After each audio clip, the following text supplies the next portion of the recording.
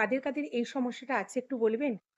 মানে আমি ভেবেছি বা বুঝেছিলাম যে কথা কম বলতে হয়। শুনতে হয় বেশি। কারণ কি কান আছে ২ টো আর মুখ আছে ১ টা। স্বভাবতই শুনতে হবে বেশি, বলতে হবে কম। তো সেই অনুযায়ী চলতে শুরু করি। কিন্তু হঠাৎ দেখলাম একটা কান আর কাজ করছে না। কারণ এতে লোড বেশি হয়ে গেছে। তখন আমি কি করলাম? অন্য কানটা দিয়ে আমি শুনতে শুরু করলাম। যখন দুটো কান ভর্তি হয়ে গেল, তখন ব্রেন হ্যাং করছে। এবার ব্রেনটাকে ঠিকঠাক করার জন্য এবার মুখ থেকে বার করতে হবে। অর্থাৎ কথাগুলো বলতে হবে, জমা কথাগুলোকে বলতে হবে। তখন যখন বলার কথা ভাবছি, কেউ পাশে নেই। বিশ্বাস করুন, না বন্ধু, না পরিবারের মানুষ, না আত্মীয়-স্বজন।